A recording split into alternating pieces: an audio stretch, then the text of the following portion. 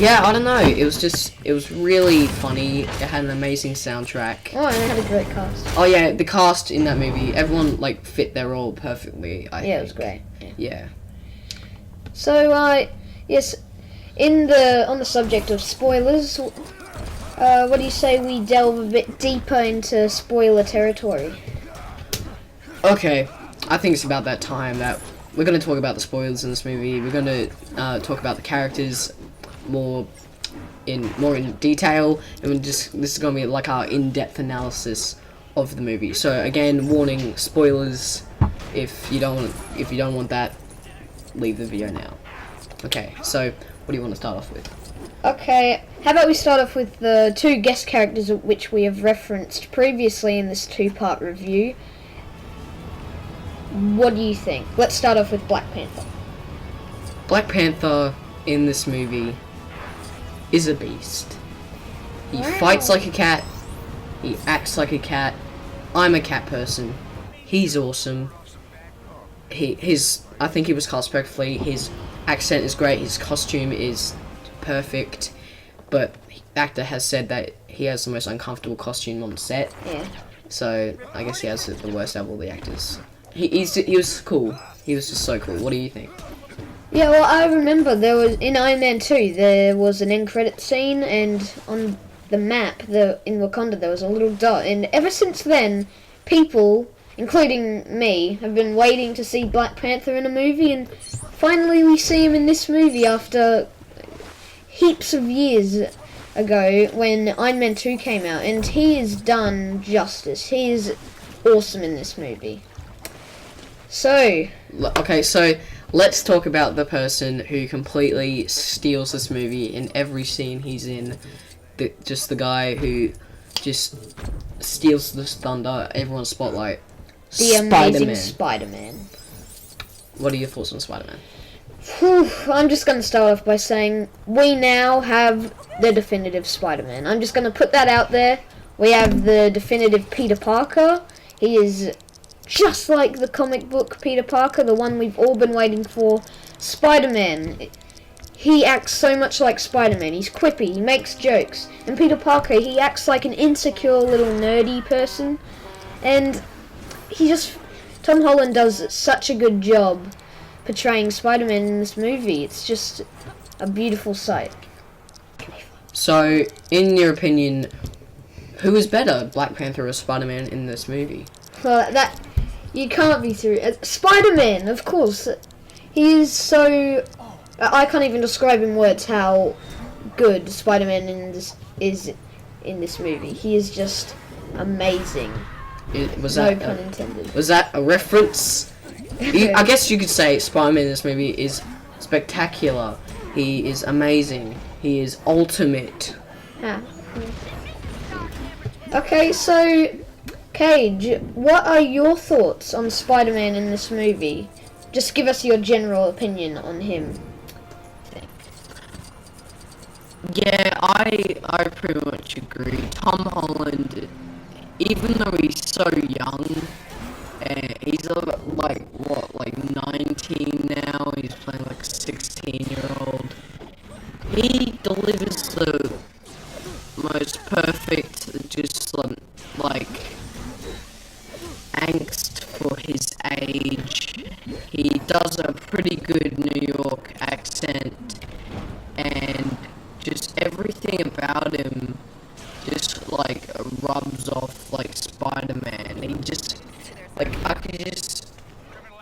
when Tony mentioned that he knew a guy and it said Queens on the screen and the music started kicking in, I nearly fell off my seat. Like, when he came into the movie, I was so glad. He is funny. He is Peter Parker. He is Spider-Man. Tom Holland. Well done, dude. You stole it. I cannot wait even more so for Spider-Man than Black Panther for his solo film, Spider-Man Homecoming. featuring Robert Downey Jr. as Iron Man. Yes, apparently Rob Danger's going to be making an appearance in that movie, hopefully as like a big part of his suit. And just, I really enjoyed the design of Spider-Man in this film. Like, it came off as very retro, but like kind of like updated. He was so cool. He was so cool. He was so good. Very Steve Ditko with the eyes and sort of reminiscent of Alex Ross, you know, and oh my god, I just love this Spider-Man. Like, what Marvel movies have done in all these years with these other characters, making them so lovable. Spider-Man was done in one movie and made him probably the most lovable character in the Marvel Cinematic Universe for me, because he is just so lovable. He's just so funny. You just want to go up to Tom Holland and give him a pat on the back. Yeah, I just want to hug him. Like, Yeah. he's like the perfect definition of adorable. Like, he's like so nervous and just like, oh, the grant? I didn't sign up for the grant. What are you talking about? He's so adorable. I just want, Spider-Man is home. He is home. And he's greatly appreciated. Hence Tom, the name Homecoming. yeah. Just Tom Holland, you knocked it out of the park, bro. Cannot wait for your solo film. Just bring all the Spider-Man. Just bring all the Spider-Man. Yeah. Okay, so let's talk about the deaths in the movie. 0. Yeah, just nothing really happened. No one dies in the movie. I mean, I was a bit disappointed by that. You know, I was like hoping, since the stakes were like promised to be high in this movie, because in the comics, like, as most of you probably know, Captain America just dies in the film, and I was like waiting for that. I was waiting for Tony to just like straight up kill him, because the guy who kills Captain America in the comics, Crossbones, he dies in like the first 10 minutes. Yeah. And that was hilarious to me. Like, I was so surprised. All the teams clash. Yeah. Spider-Man is just so good in this fight. Oh, yeah, okay, we're going back to Spider-Man then. Yeah, I just want Tom Holland to play Spider-Man for as long as he's young enough to play the role. He's just... Okay, yeah, let's steer away from Spider-Man. Let's talk the finale of this film. Yes, the finale of this film is basically just like Winter Soldier, Iron Man, and Cap going to this Hydra base, I believe, to confront Baron Zemo, who arguably is the worst part of this film. We haven't really gone into Zemo's character too much, but he is arguably like the weakest part of this film. I mean, he's a bit, I don't know, he didn't feel needed. Bodhi, what do you feel about Baron Zemo? Yeah, personally, I think I wish they gave him his sack hat, you know, the purple thing he wears. Anyway, maybe that's just a bit too cheesy, a bit too corny. Yeah, it's a bit too cheesy for like the universe Russo brothers are like kind of trying to construct. Yeah. Don't let Bodhi write a Marvel movie. He's Yeah. just gonna shove all the comic book references in there, and make it stupid as hell. Yeah, but I agree. Baron Zemo was a bit wasted. They should have saved him for maybe a different movie, giving him his sack hat, if you know what I mean. Shut up. But I don't think this movie needed Baron Zemo. I think same thing with Batman v Superman. It didn't need a villain. Batman v Superman would have been enough to get people More than enough. More than enough to warrant warrant a whole movie and get enough people into the seats. You don't need to say, oh, this is Civil War, Cap and Iron Man, but don't forget, there's Baron Zemo in it, so there's a villain. Like, Cap and Iron Man, which the finale proves, would have been enough of a conflict to just carry this whole movie till the end. But no, they put Zemo in there. I don't even think Zemo's like that bad, but he didn't feel needed. His motivations were just like, oh, I'm gonna tear the Avengers apart, which he succeeded to do. Like, he succeeded in doing it, but like he just, the way it. If he wasn't there, the Avengers would have gotten to that point on their own. They would have like probably fought anyway. I mean, how did Baron Zemo know that Iron Man would show up to? Because like, Iron Man showed up to the Hydra base like unknowing of Ross. Like, Ross didn't know about it. How would he know Iron Man would show up there to show him the video of Winter Soldier killing his parents? Oops, I haven't talked about that yet. Turns out Winter Soldier killed Howard Stark. Oh God, who was the other one? I don't know. Let's just say I forgot who the mother's name was. Tony's parents. Yeah, Tony Stark's parents. Yeah. You know, the first time that they showed Winter Soldier like kicking a car, I legitimately thought, because we just saw like in the hologram thing, Tony Stark was showing like all these students and giving them grants. Like, they showed the parents leaving, so I was like, well, I guess that's gonna come up in the film later. That scene after just shows like Winter Soldier like kicking a car into a tree, and straight away I thought, I bet those are Tony Stark's parents. He just like kicked in the car.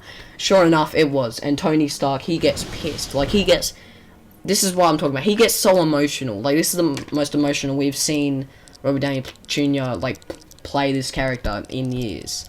Like, dude, you could see his like puppy dog eyes. He's just about to like burst into tears. He's like asking Cap, did you know about this? Like, did you know? And then he was like, no. And he's like, don't bullcrap me. Did you know? He's like, yes. And then like he backhands Cap, and like as he backhands Cap, his helmet comes on and he starts fighting Winter Soldier and Cap. And the final fight is so bloody and so like brutal in its like choreography and just so juicy. Yeah, just like all the hits are just like, damn, these people are out for blood, bro. And then like Winter Soldier has like Iron Man up to the chest piece. He's like crushing his chest piece, and then Iron Man for the first time in MCU history, I believe, like uses his unibeam to blow Winter Soldier's metal arm off. Yeah, that was bad. That was, bro. That was whoa. That was just, dude. Tony is out for blood. Like, they're so brutal that you just like feel every hit. And then Winter Soldier is down for the rest of the fight, and Cap and Iron Man have the most gruesome battle I think I've ever seen in the MCU.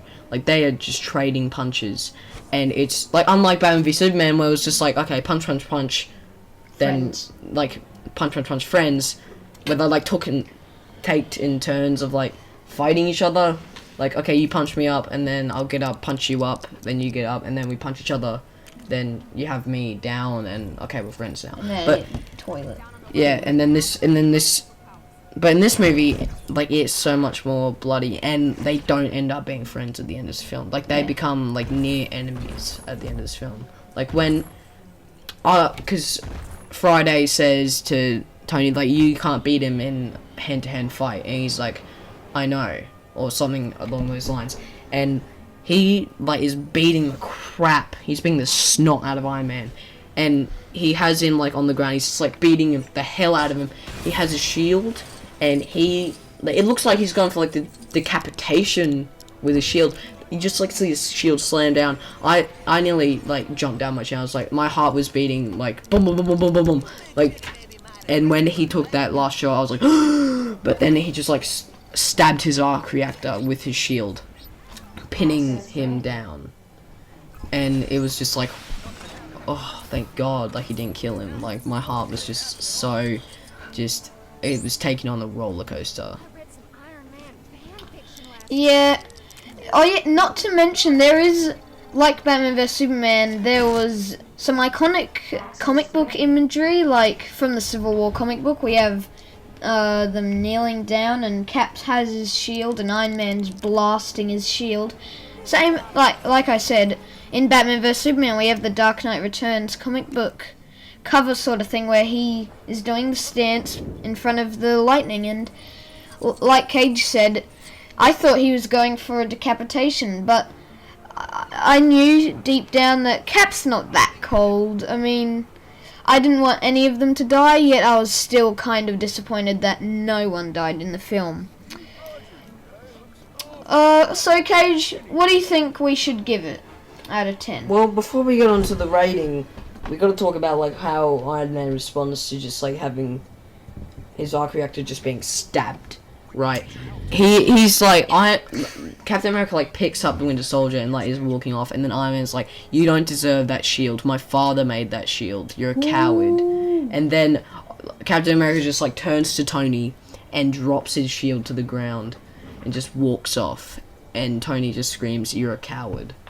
And then when later in the film, when Don Cheadle and Robert Downey Jr. are like talking, he gets a letter from Stan Lee, and he's like, "Is this for Tony Stank?" And he's like, "Yeah, okay, well, yeah, that's me." And then he gets it's from Cap, right? And he says, "I know, I understand, like, why you did what you did, but you need to understand what I'm doing." And he's like, "If you ever need us, we're gonna be here." And he breaks all the, because in the airport fight, like, Tony wins that airport fight, and he like captures all the Avengers and put them in the raft. I mean, and then Cap breaks all of them out, and he writes to Tony, "If you ever need us, we're here," saying like maybe then they're still friends, maybe they're like still, maybe they still have like a middle ground with each other, but I don't think Tony's gonna be hugging Cap anytime soon. I mean, that's why this is like a huge game changer for the MCU, because like these characters are like near enemies now, and it was like so heartbreaking just to see it. Yeah. But also we didn't touch on the fact that Winter Soldier was framed for killing Black Panther's father, and that's why like Black Panther's always trying to kill Bucky, which all those fight scenes are great. We've mentioned that he fights like a cat, it's pretty sick. Yeah, he gets framed for killing T'Chaka, who was Black Panther's father. The King. Yeah, the King, and then yeah, we didn't really talk about that, but like that's not really important. I mean, we talked about it now, obviously, but you know, it's cool. Black Panther's cool. Everyone's cool. This movie, oh my god, It's cool. blew me away. It's cool. It's the coolest. No, actually, no, it's not, because the Avengers still is like up there for me. But this movie, whoa, like, just. Have we missed anything in this film? Have we missed any like plot points? No, I believe that's everything. Okay, should. Well, no. Are you sure that's everything? I have a feeling there's like one more thing. Oh yeah, that's right. The post-credit scenes. Yeah. Bucky decides to be cryogenically frozen again, and he's like, "Well, until you can figure out how to get these words out of my brain, because like Hydra just needs like a few words to make like Winter Soldier just like a soldier." Oh yeah. What's with? I don't think it's a coincidence that one of the words is Homecoming, and that is the title of the Spider-Man 2017 film, Spider-Man Homecoming. It might be a coincidence. I think it's just a coincidence. I think Yeah. you're delusional. But yeah, I caught it too. But like, no one cares. No one cares, mate. I was in the middle of something. He gets like cryogenically frozen, and like until they figure out like how to stop those words from like triggering. Like when I get in the shower, I'm triggered. Like when they just like stop that from happening to Bucky. So he's like cryogenically frozen until they figure out what the bloody hell to do. And then the second one is Peter Parker, and he's explained to Aunt May like why he's got all these bruises. He's like, Aunt May's like, "How'd you get all these bruises?" And he's like, a guy from Brooklyn. He's like, what was his name? Steve. And he's like, was he alone? He's like, no, he had a big friend. A big friend. Obviously implying Giant Man. And he's like, oh, I hope you got a few good licks. And he's like, yeah, I got all the good licks. And then he was like, okay, well, that's good.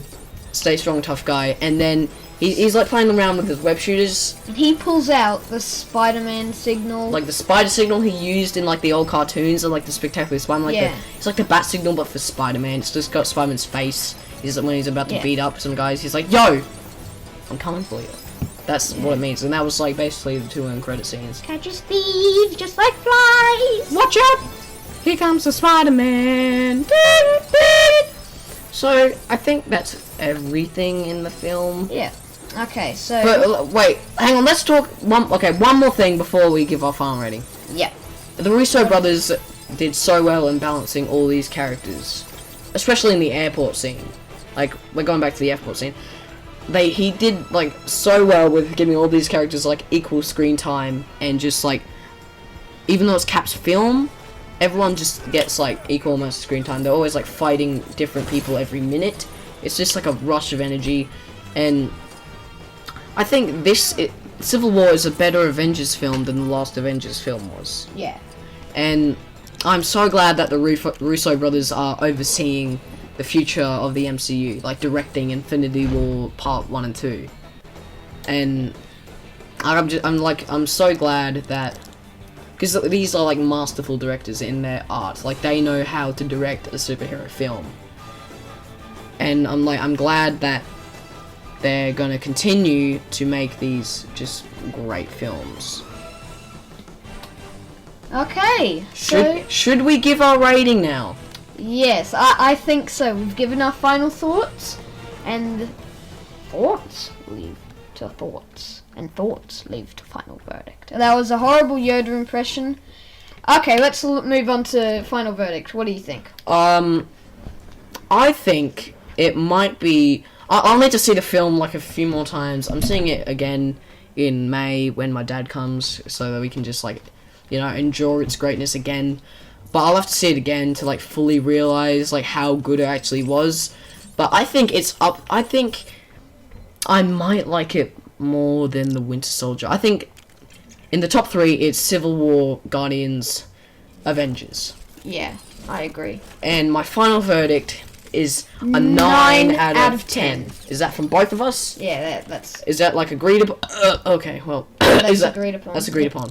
Okay, the pros were epic friggin' fight scenes. Everything but Baron Zemo, pretty much. Pretty much everything but Baron Zemo was just like amazing. He wasn't even that and Baron Zemo, he wasn't even that bad. It was just like a bit unnecessary. Not to mention Iron Man's sort of floaty head. Oh yeah. Yeah, should we talk about that? Or should we just, like, leave it? Yeah, I don't know. Now that we've mentioned it, let's just quickly recap. Okay, so... Basically, because of, like, the backgrounds and, like, the lighting that, like, the CG was in, especially in the airport scene, Tony's head in, like, whenever he took off the mask and when he had the Iron Man suit on, it looked kind of, like, copy and pasted, like, it was just kind of, like, glued on there.